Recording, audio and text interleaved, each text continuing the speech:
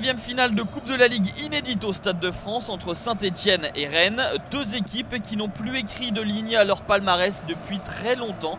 32 ans pour les Verts et un titre de champion de France en 1981. 42 années pour les Bretons et une Coupe de France remportée en 1971.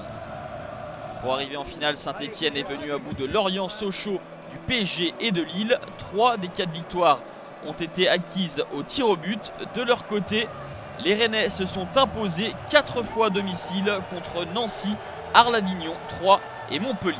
Une belle ambiance au Stade de France, à dominante tout de même verte.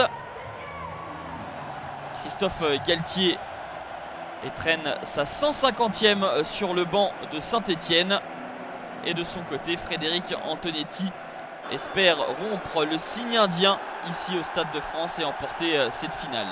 L'engagement est donné et le ton également est donné, puisque après 20 secondes de jeu, eh bien, les Rennais vont se procurer une première occasion sur ce mauvais dégagement de François Clerc. Tout va aller très vite. Le ballon dans les pieds de Jonathan Pietroipa qui alerte Meluterding sur le côté. La frappe du Turc est contrée par Brison et semble prendre le chemin de la lucarne.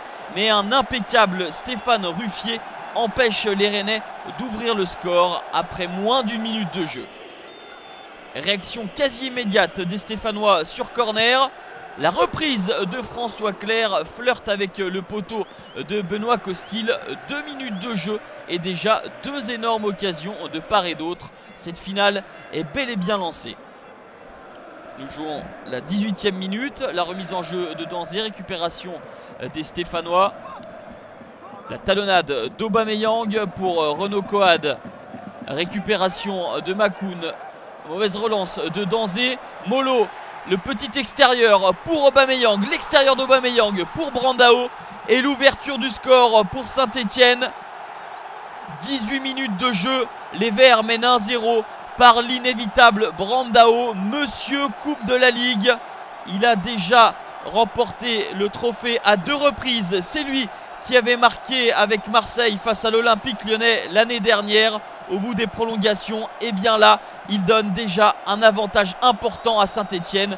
Mais quel extérieur somptueux d'Aubameyang pour Brandao. Costil est légèrement trop court, il lui manque une phalange pour détourner le centre du Gabonais. Et Saint-Etienne va continuer à pousser. Toujours Aubameyang dans les bons coups, le passement de jambes sur Kenabi, la tête piquée de Brandao qui est tout proche du doublé. Mais cette fois-ci, il y a une intervention décisive de Benoît Costil. La défense rennaise est à la peine sous les coups de boutoir et les accélérations d'Aubameyang. Rennes va tenter de réagir en cette fin de première période.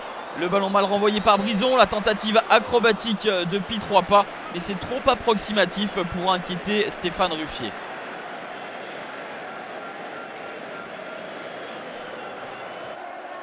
« 1-0 à la mi-temps pour Saint-Etienne grâce à cet homme, Brandao.